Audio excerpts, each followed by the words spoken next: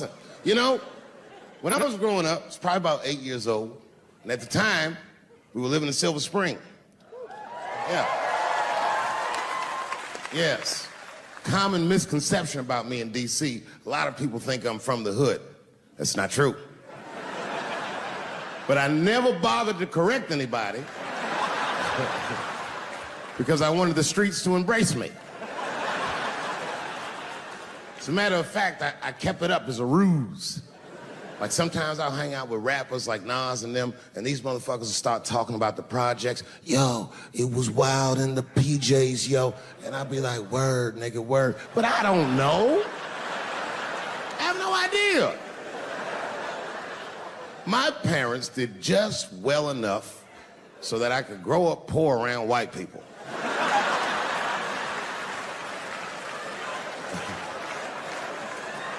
And to be honest, when Nas and them talk about the projects, nigga, I used to get jealous because it sounded fun. Everybody in the projects was poor, and that's fair. But if you were poor in Silver Spring, nigga, it felt like it was only happening to you. I know the pain of that first sleepover at a white friend's house.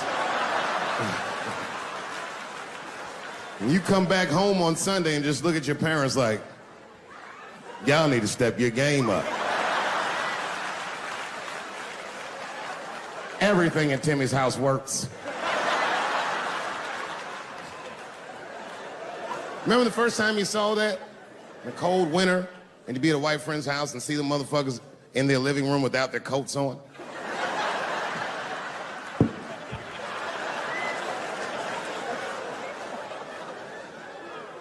Timmy was one of my first white friends, like, in my life, man. He's a good dude, too. He moved to Silver Spring from Utah, of all places. I guess his family was affiliated with that Mormon church they got down there, and me and him used to hang out. And one day I was at his house, we were just hanging out, and Timmy says, Dave, why don't you stay for dinner tonight? I said, oh, man, I'd love to, but I can't. If I'm not home before dark, my mother will kill me. That was a lie. My mother had several jobs. I hadn't seen her in like 3 or 4 days. At that point in my life, it was my experience that white dinner wasn't delicious.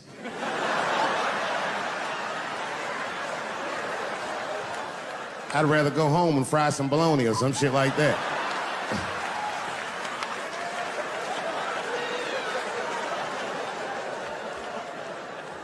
But then old Timmy threw me a curveball I wasn't expecting. He said, it's too bad you can't stay, Dave, because Mom made stovetop stuffing. I said, what the fuck, stovetop? Well, hold on, nigga, let me make some phone calls real quick. I had seen that commercial so many times, I had dreamt of getting my hands on some of that stovetop stuffing. And finally, I met a motherfucker that actually had a box of stovetop in the house. I couldn't miss this opportunity, so I pretended to call my mother. And then I came back and I said, Timmy, you're not gonna believe this great news. Mom said I can stay. And he said, fantastic. He said, why don't you come with me and we'll help set the table and then we can say the blessing. I had no interest in setting this motherfucker's table or saying these crazy ass Mormon prayers. I just wanted that goddamn stuffing. My hands first. My plan was simple. Wash my hands slowly, and by the time I'm done, the table will be set, the blessing will be said, and all that there will be left to do is eat. Went to the bathroom. I washed my hands very slowly. I must have been in there for about 10 minutes. And suddenly, one of his mothers came to the door.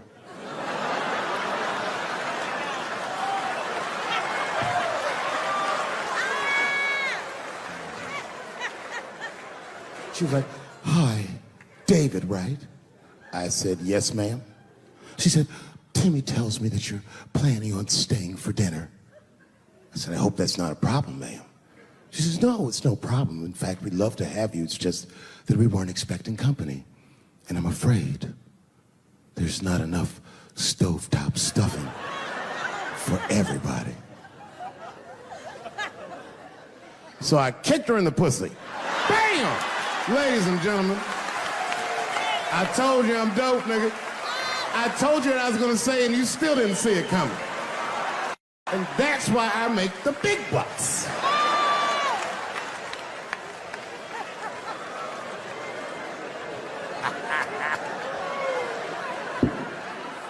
Oh my God. But there's a more important reason that I would stop doing comedy right now. And this reason is the real reason that's been percolating, and it really is the crowd, not you. I'm talking about the crowd on the big stage. It's too hard to entertain a country whose ears are so brittle. Motherfuckers are so sensitive, the whole country is turned into bitch-ass niggas.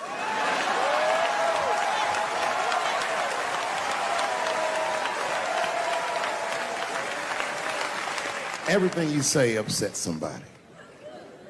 You know, I can remember when it all started. It was when I was doing Chappelle show. When I was doing Chappelle show, I used to do the show, and then on the weekends I do like concerts and shit like that. So I'm doing a concert, and there was a couple in the front row, beautiful couple. The wife was obviously Asian. You could see it in her face.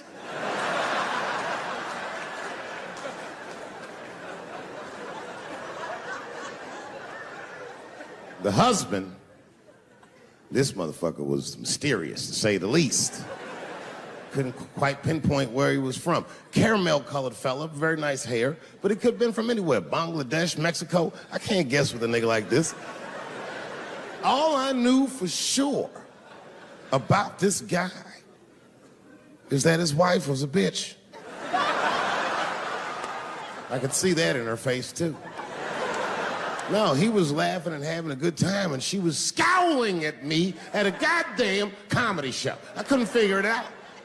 And then I realized at some point that she was pregnant, and I was smoking on stage. I said, oh my God, that's probably why she's mad. So I started to put my cigarette out, but then she hit me with one of them fake non-smoker calls.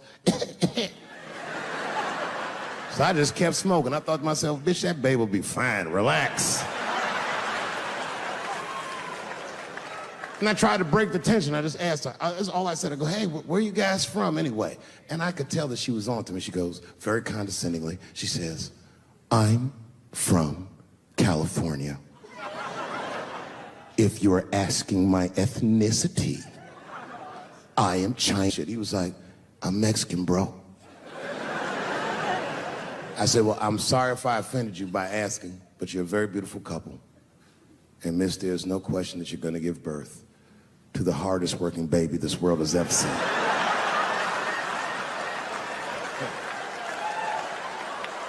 That's not a bad joke. She got very upset. She got up to leave immediately, but she didn't just leave. She had to take one last dig at me on the way out. I will never buy one of your fucking DVDs again, Dave Chappelle. I said, ma'am, with all due respect, Chinese people don't buy DVDs.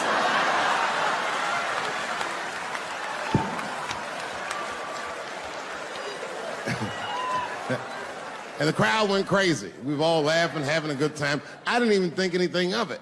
And then just 3 days later, this lady sends a fucking letter to my promoter telling him not to book me for shows anymore because I was, quote, racist, and I'm quoting her, insensitive to the nature of my interracial marriage. I was like, oh, word, bitch, I was.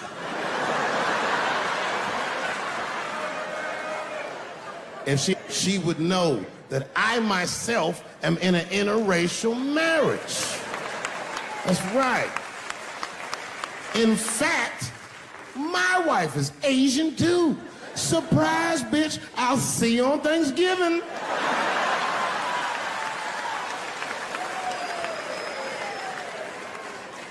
But my wife's not Chinese. She's Filipino. That's right. And our kids are Puerto Rican somehow, so there you go. But I don't give a fuck about interracial marriage. In fact, you know what? My mother is half white. A lot of people don't know that. Well, all right, you were a little too excited, but okay. A lot of people don't believe me when I say that, but it's true. You can't tell looking at me, but if I grew my hair out, you would think you was at a fucking Cat Williams concert. My shit is beautiful. Motherfuckers are just taking it too far. I don't know why or how everybody got this goddamn sensitive. You know who hates me the most? The transgender community. Yo, yeah, these motherfuckers. I mean, I didn't realize how bad it was. These motherfuckers are really mad about that last Netflix special.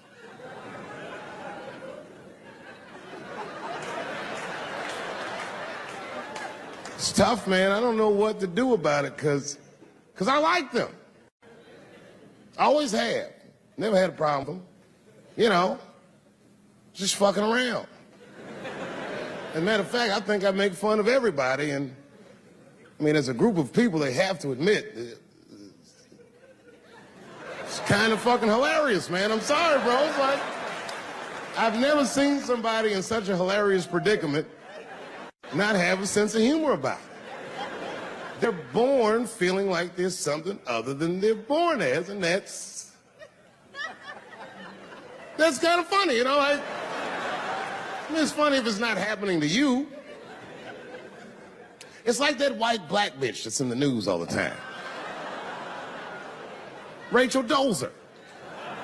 She's a white woman, but then she dressed up like a nigga and shot her way up to the very top of blackness. And I always wanted to meet her just so I could understand. I just wanted to like have dinner with her so I could just look in her eyes and call her a nigger to her face. The fuck is that bitch talking about? I identify black. That is trans talk, lady. Stop biting. Stop biting. There's a big difference between her and a trans. The difference between her and a trans is I believe transgenders. I don't understand them either, but I know they mean what they say. Them niggas cut their dicks off. That's all the proof I need. I've never seen somebody just throw their dick away. Don't need it.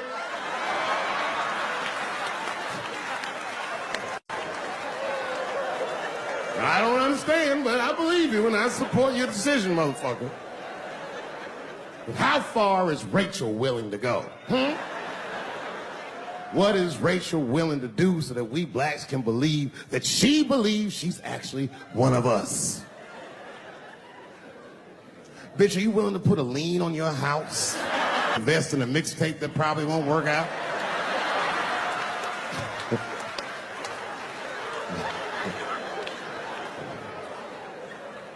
She didn't even change her name. Didn't even change her name. Her name is Rachel. I can't believe in that name. If you want my support, you're gonna have to change your name to the blackest shit I've ever heard. Bitch, you're gonna have to change your name to Draymond Green. I don't know a blacker name than that. That shit is black on paper. If you type Draymond Green into Airbnb, that shit will log off automatically.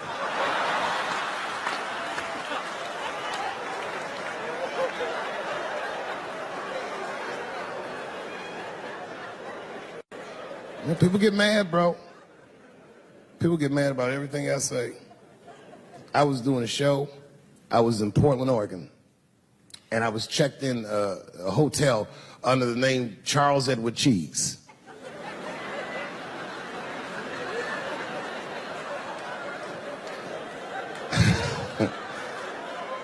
I came back and there was a note. It was like a letter on my desk. It was addressed to Mr. Cheese. So obviously I'm going to assume that whoever wrote this letter must be an intimate friend of mine. This is not some kind of name that a person would just guess. But then I opened the letter and it turns out I don't know this person at all. It's a fan letter. You know, I'm not even used to the idea that I have fans, but I'm grateful for it. And even though I'm grateful for fans, I don't read those letters. Be nice if I did, but realistically, it's like, what am I, Santa Claus, nigga? I don't have time for this. Like, got shit I want to do. I'm trying to chill. read all these dreams and wishes from strangers. But I read it. I'd already opened it. So I just read the whole letter. And you know what, man? Whoever wrote this letter truly loves me. I mean, they were really fucking nice in the letter. And then they described to me what it was like to come to the show, how excited they were, how much fun they were having. And then they said that when I got to my jokes about transgenders, that they were, quote, devastated. Because it turns out that whoever wrote the letter was transgender. Now, I'm going to be real for a second. You got to understand, I never feel bad about anything I say up here.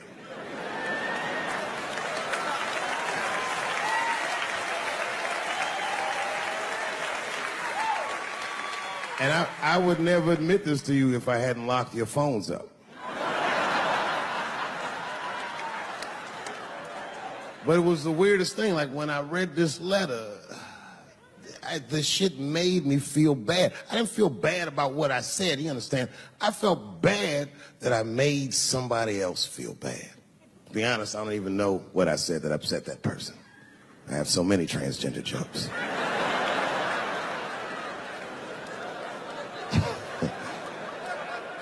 But I feel like it was probably this joke I'm about to tell you right now. And it's not even that bad of a joke. It's a true joke. I mean, it's not true, but I had read in the paper that Caitlyn Jenner was contemplating posing nude in an upcoming issue of Sports Illustrated. And I know it's not politically correct to say these things, so I just figured, fuck it, I'll say it for everybody else. Yuck. Oh, sometimes I just want to read some stats. I don't know why you're going to cram some man pussy in the middle of the sports page like this. I just didn't think that was the place for it. But I wasn't saying anything like Caitlyn Jenner's a bad person. I'm not mad at her for doing it. Not even mad at Sports Illustrated. If I'm mad at somebody, I'm probably just mad at myself. You understand? 'Cause deep down, I know that I am not strong enough to not look at those pictures.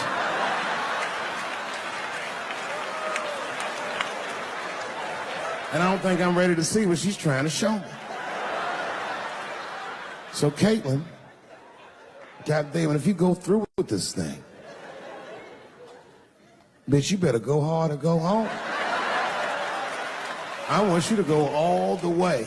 Hustler style. Do you know what hustler style means, miss? That means spread the lips.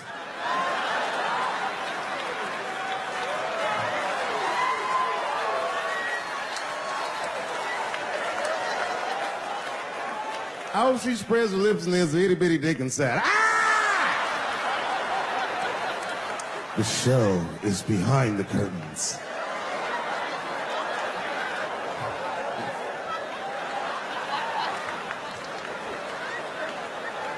I don't know what I said that upset that person.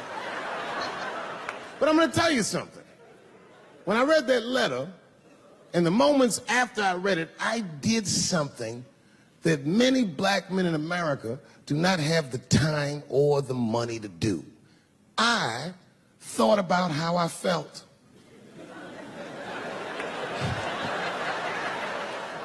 I asked myself a very basic question that I don't think I ever directly contemplated. I said, man, Dave, if you're writing all these jokes, do you have a problem with transgender people? And the answer is absolutely not. The fuck do you guys think I am? I don't understand all the choices that people make.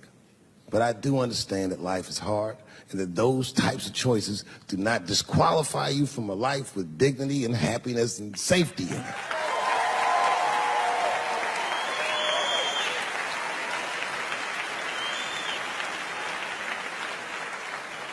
But if I'm honest,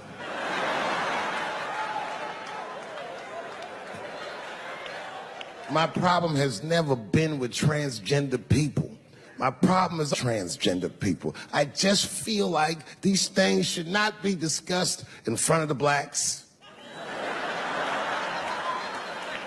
It's fucking insulting, all this talk about how these people feel inside. Since when has America given a fuck how any of us feel inside.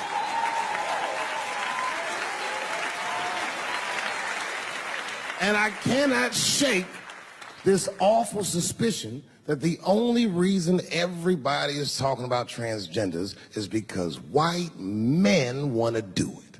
That's right. I just said that. If it was just women that felt that way, or black dudes and Mexican dudes being like, hey, y'all, we feel like girls inside, they'd be like, shut up, nigger. No one asked you how you felt. Come on, everybody, we have strawberries to pick. It reeks of white privilege. You never asked yourself why it was easier for Bruce Jenner to change his gender than it was for Cassius Clay to change his fucking name?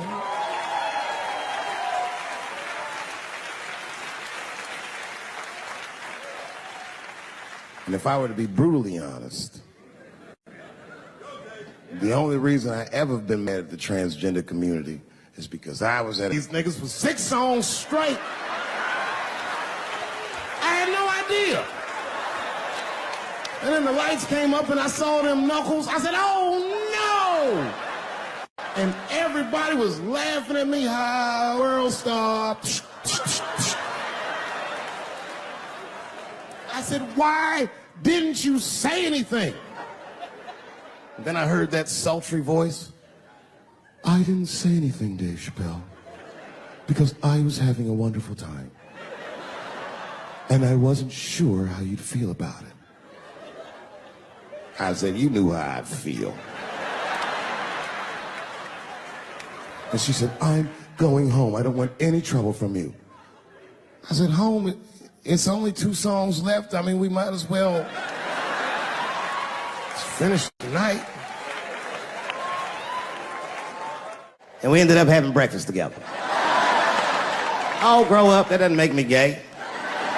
I just titty fucked her. His titties are as real as any titties in L.A. It's 2 o'clock in the morning. I was just borrowing a little friction from a stranger. Whoops!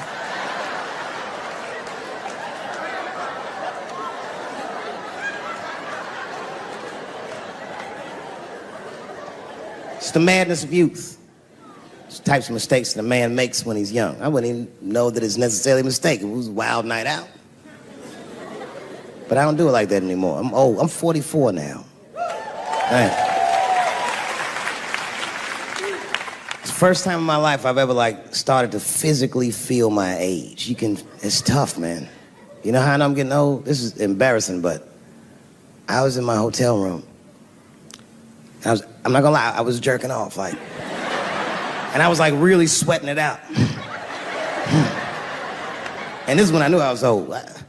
I just gave up in the middle, nothing even happened.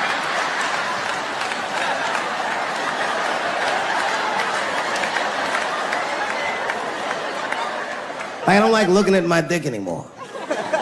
My dick looks distinguished. It's old, an old looking dick. It's got salt and pepper hair all around it. My dick looks like Morgan Freeman in the 90s. Without the dots. My dick narrates. Dave pulled me out and started jerking me around and jerking me around. But not with the same vigor as when he was young. He and I both knew nothing was coming out.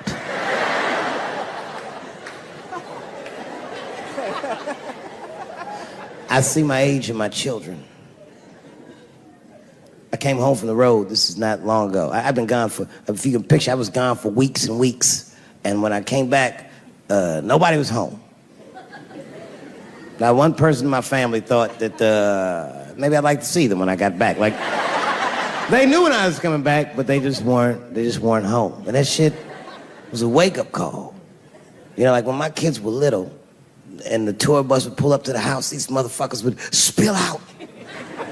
Dad is home, hooray! And they'd hug me and kiss me, and then as the years went on, they'd get less interested. Hey everybody, look, it's Mr. Promises back from the road.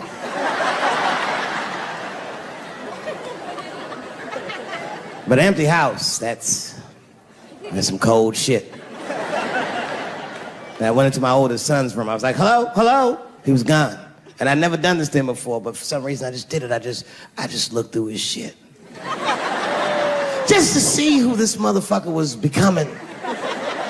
And I found these notebooks, and I started going through the notebooks, and there was all this wonderful poetry in them, written as his handwriting. I didn't even know this nigga wrote poems. And then I looked through his drawers, and I opened up his middle drawer, and I found his rolling paper. And I looked down at them papers like, oh, that's where that poetry's coming from.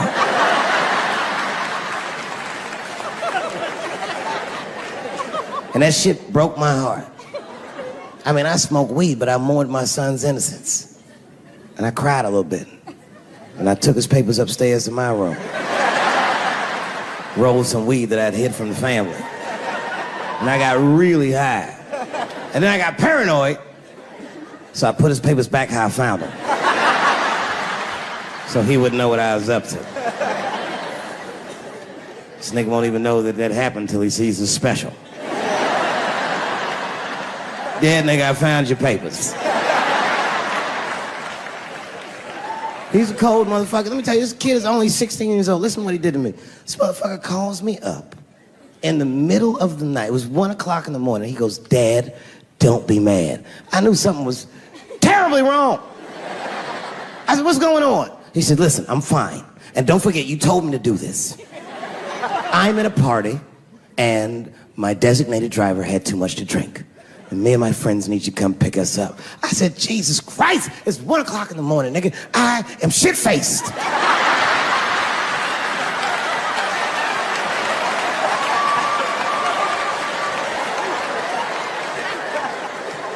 But I figured, fuck, it's better me than some kid.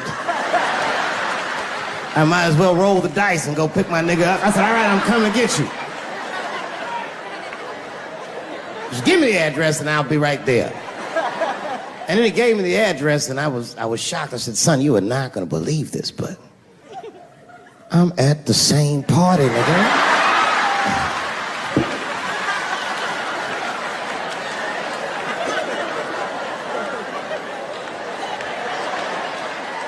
They grow fast, don't they? Can I ask you a weird question? I want to make you feel uncomfortable. You don't have to answer it, and if it doesn't go well, we'll just edit it out anyway. Is it weird to be the only white people in a row?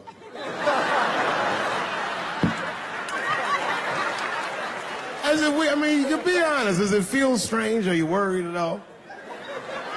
Give me your money, motherfucker. I'm just fucking around. I'm just saying. This guy got ice in his veins. He didn't even buckle. You know, like many black men my age, the first time I voted was 8 years ago. Right. I saw Obama on TV and said, oh, I'm voting for this nigga. I remember the day I voted for Obama. I voted in Ohio, and my vote matters in Ohio. Ohio is a battleground state. But when I pulled up to the polls, all the soldiers were in line. There were so many black people in that goddamn line. I didn't even know it was a poll. I thought it was a check cashing place.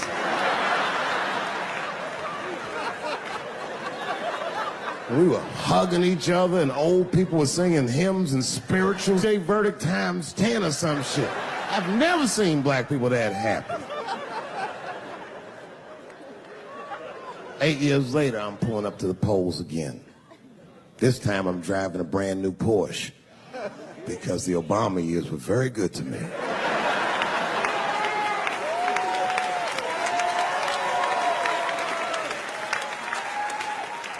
I was early voting, and when I parked my car, I figured out something that it would take the rest of the country another week to figure out.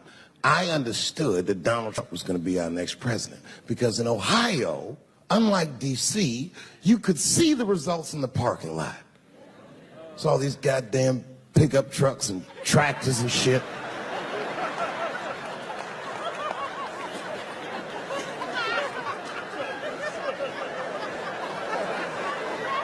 And then I walked up and I saw a long, long line of dusty white people.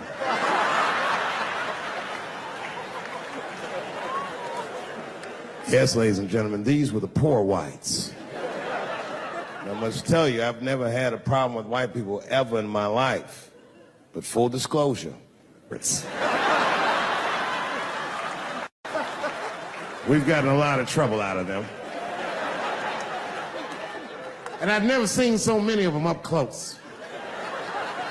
I looked them right in their coal-smeared faces. And to my surprise, you know what I didn't see? I didn't see one deplorable face in that group. I saw some angry faces and some determined faces, but they felt like decent folk.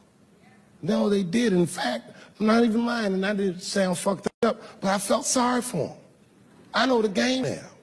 I know that rich white people call poor white people trash. And the only reason I know that is because I made so much money last year, the rich whites told me they say it at a cocktail party.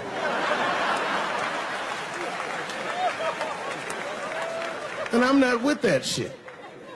And I stood with them in line like all of us Americans are required to do in a democracy. Nobody skips the line to vote. And I listened to them. I listened to them say naive, poor white people things. Man, Donald Trump's gonna go to Washington and he's gonna stand there thinking to my mind, you dumb motherfucker.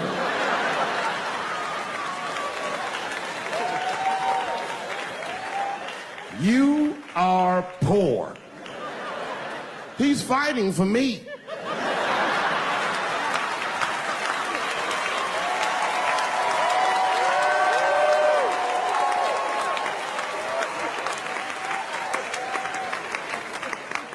And they all looked at me. They could tell who I was voting for just as easily as I could tell who they were voting for. But do you guys know what we all had in common? Not one of us, not a single one of us, looked like we felt good about what we had to do in that booth. We were just doing our goddamn duty. Yes, I voted for Hillary Clinton. Of course I did. I voted for her because I liked what she said vastly better than I liked what he said. But to be honest with you, at that point, that shit was like watching Darth Vader do the I Have a Dream speech. That bitch is mean as hell. She'd already Karate Kid swept Bernie Sanders' legs from underneath him. Boy, it was hard voting for that shit. But it was the lesser of the evils. I know you were a Clinton supporter, Miss I. I'm sorry for her. But it didn't feel as good as it should have. She was gonna be our first woman president. They were gonna make coins out of this bitch.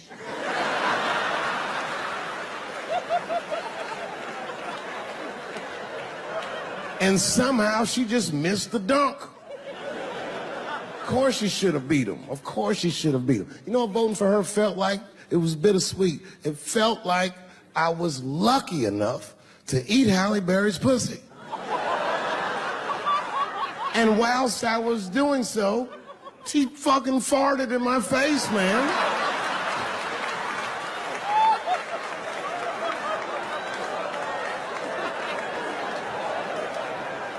And you understand, I'd still do it.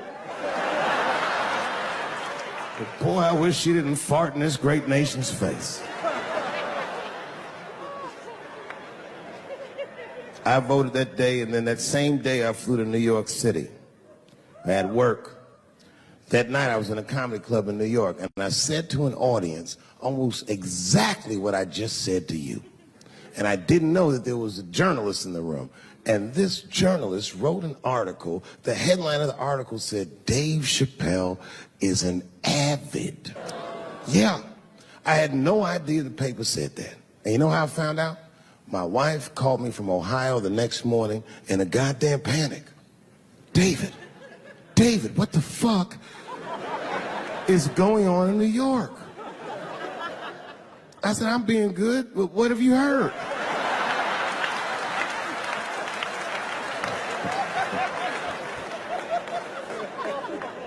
And my wife said, the paper is saying that you're a Donald Trump supporter. I was like, whew.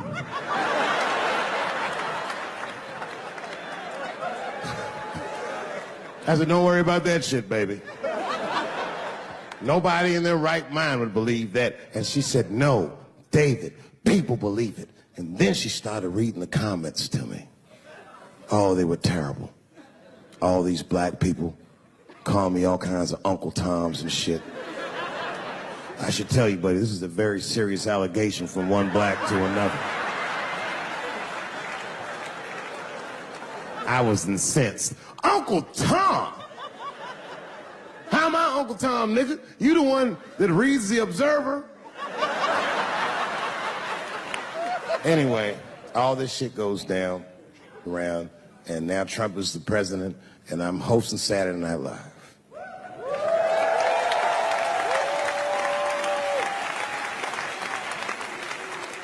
And I didn't really prepare my monologue, I just kind of winged it. And at the end of the monologue, I don't even remember what I said. I said something like, fuck it, we're historically disenfranchised, and we're gonna give him, something about we're gonna give him a chance if he gives us a chance. I don't know what I said, but whatever I said, I really wish I didn't say that shit. It was not worth the trouble. Now I walk into the barber shop and all them black people just be looking at me like, yo, Dave, what's up with your boy? Yo, nigga, yo! Not my boy. Because I don't care if you're a Republican or Democrat, if you support him or not, any objective person is going to have to admit that this motherfucker is having a terrible go of it. It really is. We've had presidents before that have done bad jobs, but this shit is worse than a bad job. It's scary to watch. Holy shit, it's like seeing a crack pipe in your Uber driver's passengers. The fuck is wrong with this guy? Yo, he is lunching, nigga. I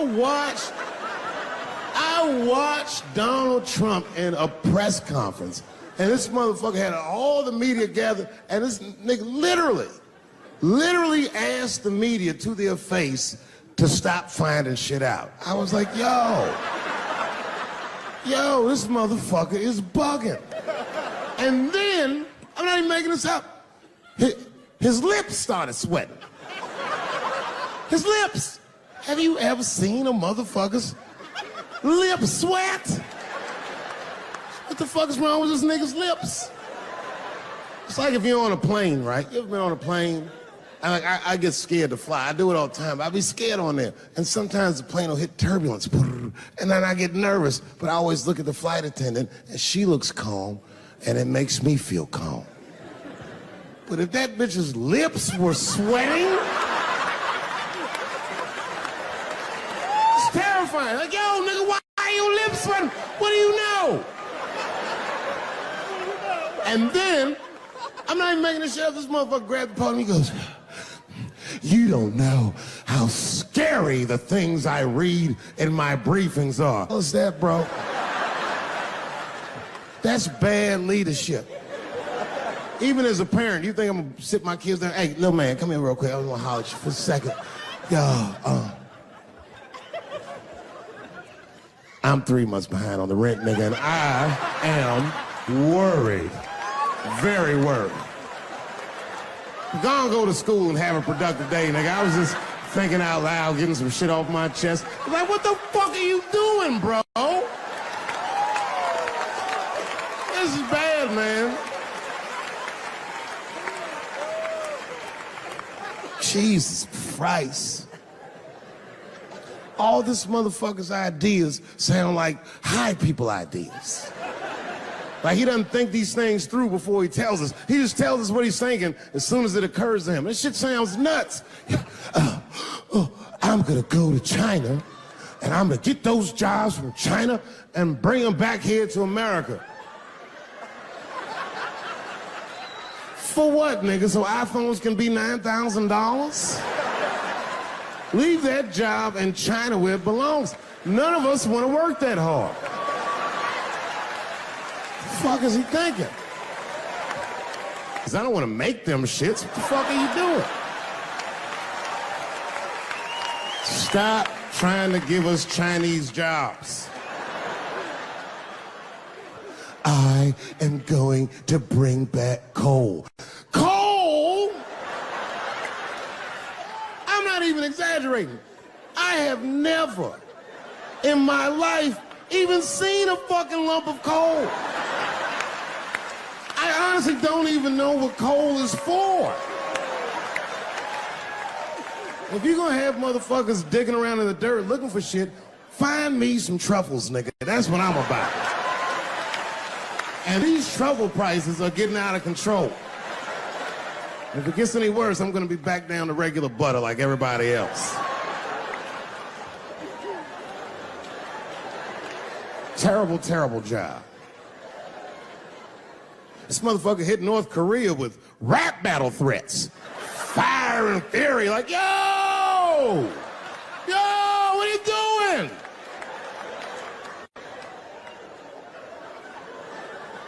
It's fucking Korea, man. Kim Jong-un is a scary motherfucker. He might be as crazy as Trump. Some scary shit. And if you one of them naive motherfuckers that thinks that a war with Korea is gonna be easy, then you don't play Call of Duty at 3 a.m. like I do. Because that's when the Koreans play. Fucking 8-year-old Korean kid took out my whole goddamn platoon last night.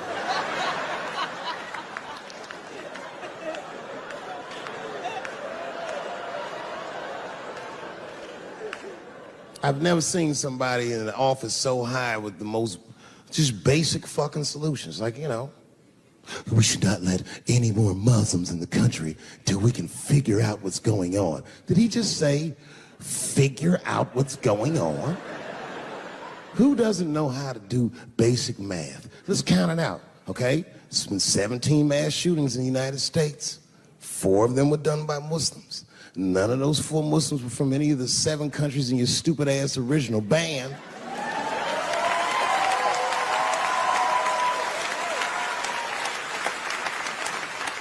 And since he brought it up, the other 13 shootings were done by the Tiki Torch Whites.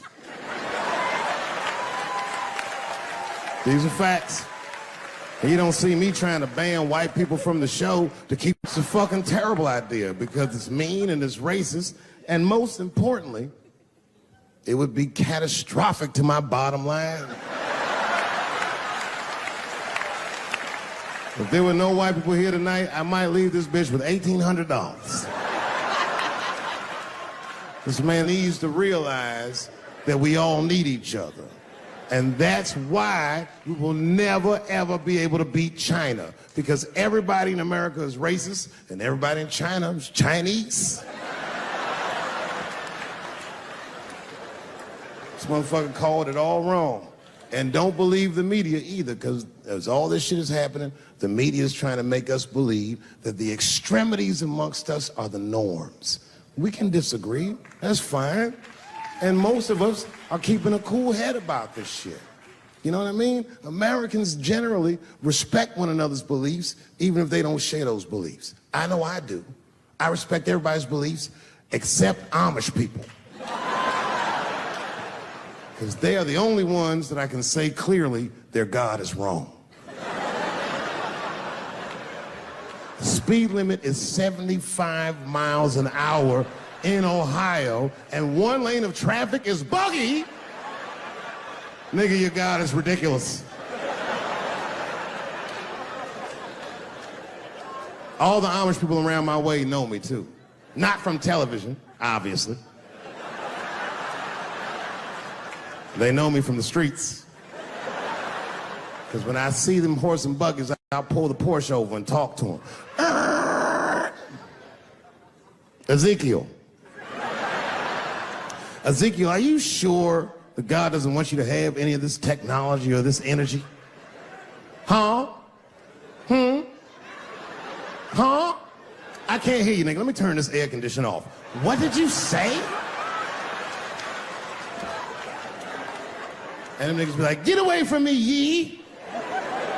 Ye tried to tempt me like the devil. Devil? Nah, bro, I'm trying to put you on to the game, Zeke. It's a big world out here, nigga. I just went 25 miles in 30 minutes. That's a day's journey for you. You don't even know what the weather's gonna be tomorrow, do you? I do. You don't even know that there's a valuable Pokemon right on you. I drive away. Huh? Oh, my vape pen? You want to hit my vape pen? Oh, sorry, nigga. I'm trying not to get herpes. My bad. I've been playing cat and mouse with herpes for 30 years now, but every night I go to the club, I'll be like, not tonight, herpes. No disrespect. I'm not saying you have herpes. I'm just saying 1 out of 5 people do. So let's just all be careful around this motherfucker and make sure that we leave with the lips we came with.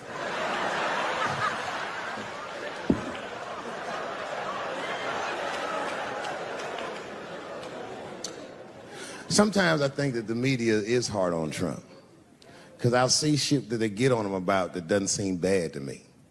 I mean, the nigga got on Trump about not staying in the White House enough. Who gives a fuck? This motherfucker was rich. Used to shit in a gold toilet. It's true. I don't know if you've ever been to the White House. It looks like a very nice place to work, but I wouldn't want to live in that Scooby-Doo ass house either. That shit's terrifying looking. Imagine you trying to jerk off.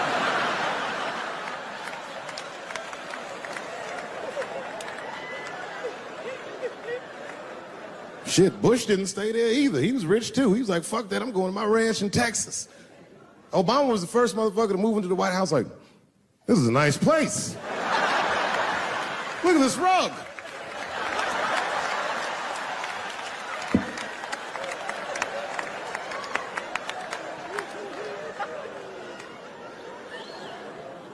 The media got on him about putting Jared Kushner in his cabinet, and I didn't think that that was the worst thing he'd done. I mean, it was still early, and I mean, it's not unprecedented. Kennedy had his brother as the attorney general, right? And this motherfucker's a Washington outsider. To be honest with you, I'd probably do the same thing. As a matter of fact, I do. You think I go to a Hollywood meeting with all them white folks by myself? I bring my nigga Mac Mittens from the streets. I don't even know his real name. Everybody just calls him Mac Mittens. But I know he's not qualified to even listen to these meetings, but this motherfucker just makes me feel good. And all the white people look at me like, Dave, do you mind asking your friend Mac Mittens to excuse us so that we can talk business? And I say, fuck that. Anything you say. He listened to the whole meeting. And when they done talking, I just look over at Mac Mittens, and if he gives me the signal, meow, meow, I'll sign the papers. It's a gut check. Or how about this one? Remember when it was the day after the election and the president of Taiwan called Donald Trump to congratulate him? And Donald Trump, you know, of course, took the call and talked to the president of Taiwan. The problem with that was Taiwan doesn't have a president. The United States functions on what they call a one China policy, and Taiwan is a renegade province of said China. And Donald Trump didn't know that and picked up the phone and started yammering away, and the media ate his ass up. And I'm not gonna lie, I was laughing like shit. I was like, oh shit, this dumb motherfucker is in trouble. And then that night I was in bed drifting off to sleep, and then I had to admit it to myself. I was like, I didn't know that shit either.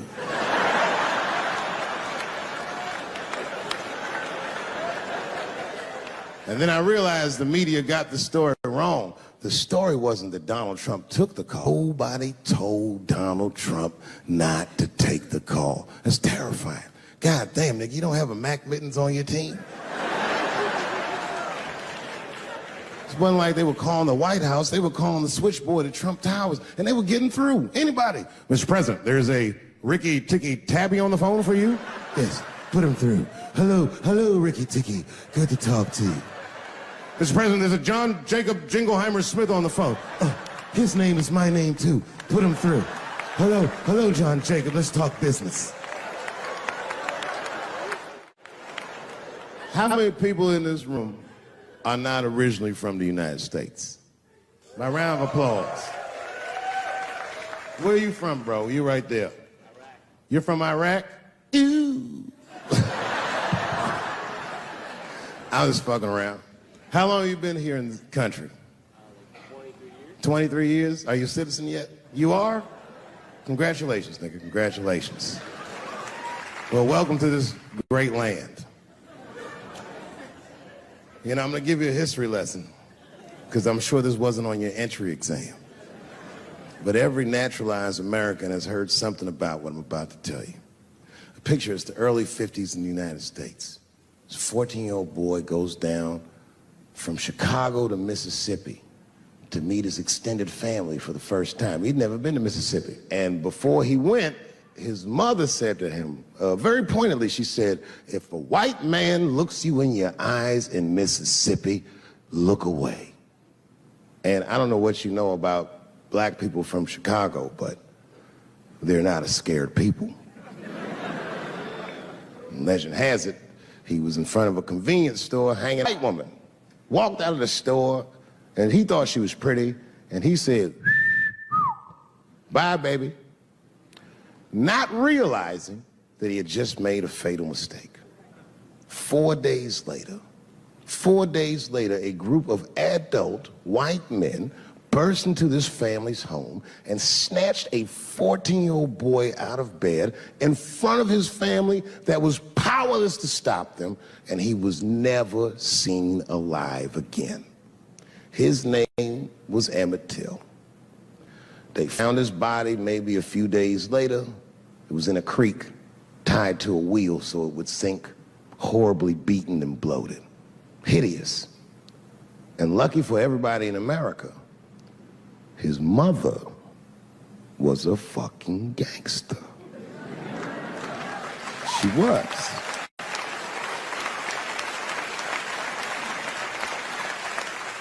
If you can imagine, in the very midst of a mother's worst nightmare, this woman had the foresight to think about everybody. She said, leave my son's casket open. She said, the world needs to see what they did to my baby. And every publication here in the United Times had this boy's horribly bloated body on its cover. And if our civil rights movement was a car, this boy's dead body was premium gas. This was a very definitive moment in American history where every thinking and feeling person was like, ugh, we gotta do better than this. And they fought beautifully, and here we all are.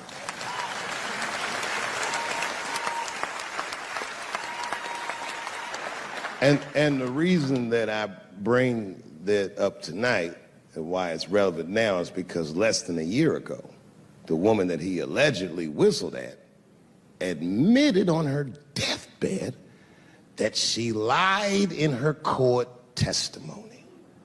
And you can imagine when we read that shit, we was like, ooh, you lying ass bitch. Was furious. But that was my initial reaction. And initial reactions that we all learned as we get older are often wrong or more often incomplete. They call this phenomenon standing too close to an elephant. The analogy being that if you stand too close to an elephant, you can't see the elephant. All you see is its penis-like skin. And give it a better look. And on stepping back and thinking about it for a few moments, I realized that it must have been very difficult for this woman to tell a truth that heinous about herself at any point in her life, even the very end. And I was grateful that she had the courage to tell it before she left this world, because it's an important truth and we needed to know. And I said to myself, well, thank you for telling the truth, you lying ass bitch.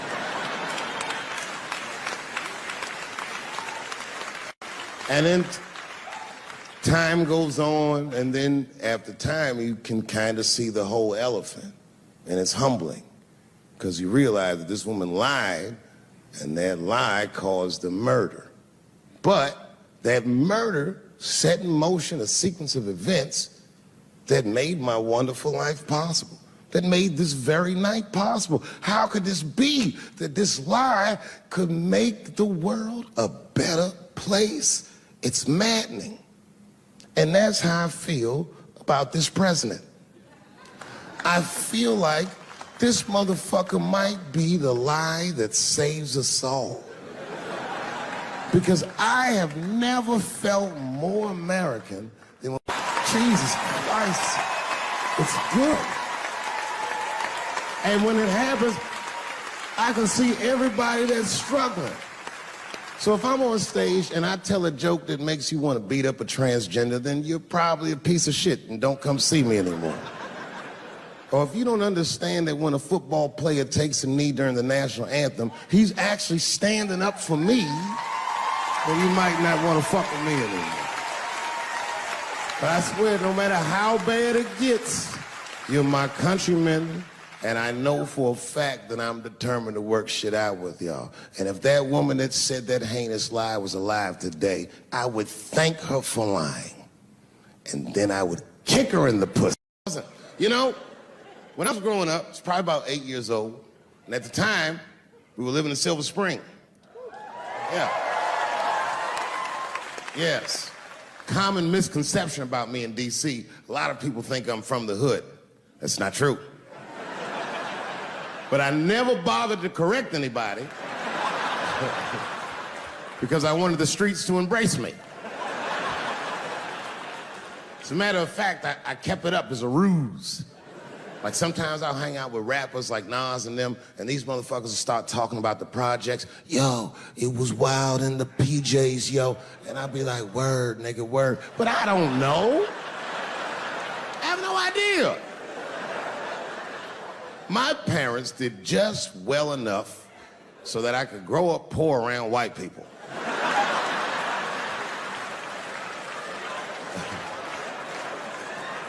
And to be honest, when Nas and them talk about the projects, nigga, I used to get jealous because it sounded fun. Everybody in the projects was poor, and that's fair. But if you were poor in Silver Spring, nigga, it felt like it was only happening to you. I know the pain of that first sleepover at a white friend's house. And you come back home on Sunday and just look at your parents like, y'all need to step your game up. Everything in Timmy's house works. Remember the first time you saw that? In the cold winter, and you'd be at a white friend's house and see the motherfuckers in their living room without their coats on?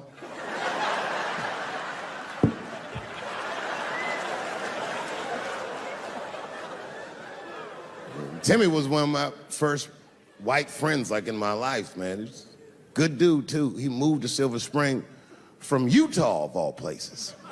I guess his family was affiliated with that Mormon church they got down there, and me and him used to hang out. And one day I was at his house, we were just hanging out, and Timmy says, Dave, why don't you stay for dinner tonight? I said, oh, man, I'd love to, but I can't. If I'm not home before dark, my mother will kill me. That was a lie. My mother had several jobs. I hadn't seen her in like 3 or 4 days.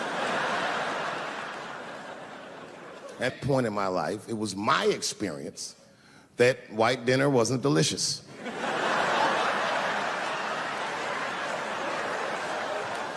I'd rather go home and fry some bologna or some shit like that.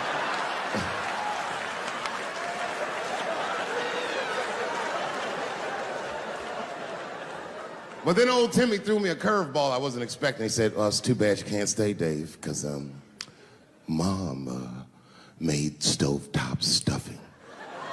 I said, what the fuck, stovetop? Well, hold on, nigga, let me make some phone calls real quick. I had seen that commercial so many times, I had dreamt of getting my hands on some of that stovetop stuffing. And finally, I met a motherfucker that actually had a box of stovetop in the house. I couldn't miss this opportunity, so I pretended to call my mother. And then I came back and I said, Timmy, you're not gonna believe this great news. Mom said I can stay. And he said, fantastic. He said, why don't you come with me and we'll help set the table and then we can say the blessing. I had no interest in setting this motherfucker's table or saying these crazy ass Mormon prayers. I just wanted that goddamn stuffing. My hands first. My plan was simple. wash my hands slowly, and by the time I'm done, the table will be set, the blessing will be said, and all that there will be left to do is eat. Went to the bathroom. I washed my hands very slowly. I must have been in there for about 10 minutes. And suddenly, one of his mothers came to the door.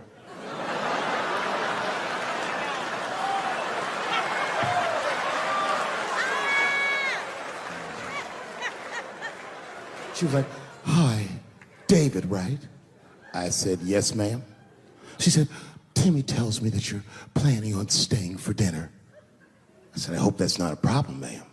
She says, "No, it's no problem. In fact, we'd love to have you. It's just that we weren't expecting company. And I'm afraid there's not enough stovetop stuffing for everybody." So I kicked her in the pussy. Bam! Ladies and gentlemen, I told you I'm dope, nigga. I told you what I was gonna say, and you still didn't see it coming. And that's why I make the big bucks.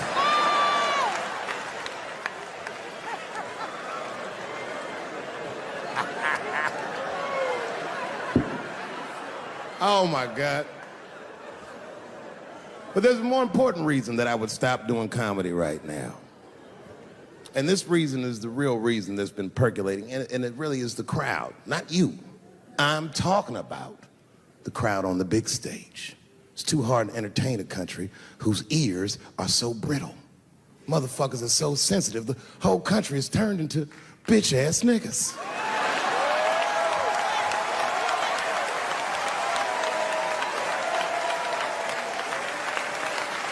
Everything you say upsets somebody. You know, I can remember when it all started. It was when I was doing Chappelle show. When I was doing Chappelle show, I used to do the show, and then on the weekends I do like concerts and shit like that. So I'm doing a concert, and there was a couple in the front row, beautiful couple. The wife was obviously Asian. You could see it in her face.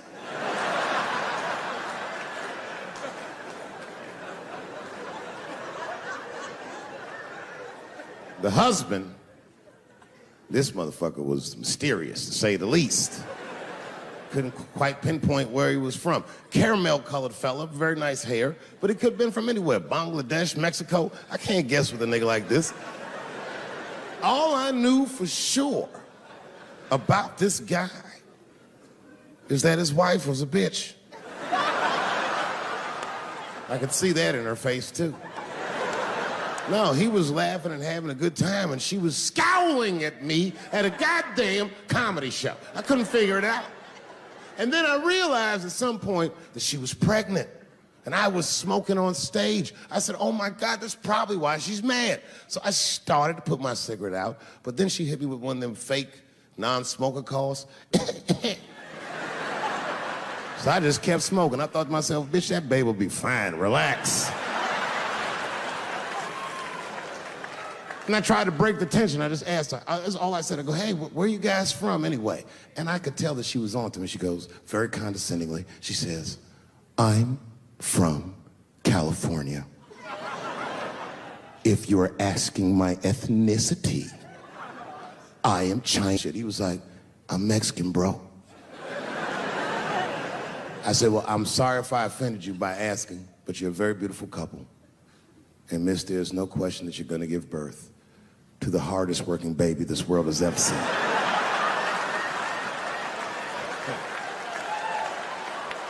That's not a bad joke. She got very upset. She got up to leave immediately, but she didn't just leave. She had to take one last dig at me on the way out.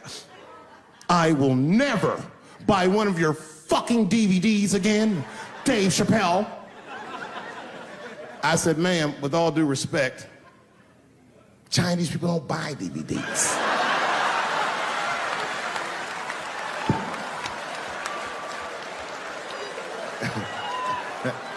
And the crowd went crazy. We were all laughing, having a good time. I didn't even think anything of it. And then just 3 days later, this lady sends a fucking letter to my promoter telling him not to book me for shows anymore because I was, quote, racist, and I'm quoting her, insensitive to the nature of my interracial marriage. I was like, word, bitch, I was.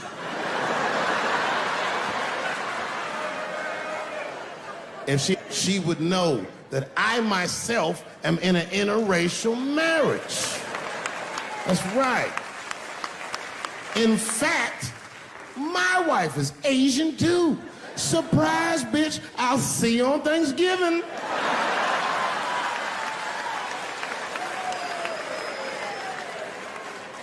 But my wife's not Chinese. She's Filipino. That's right. And our kids are Puerto Rican somehow, so there you go. I don't give a fuck about interracial marriage. In fact, you know what? My mother is half white. A lot of people don't know that.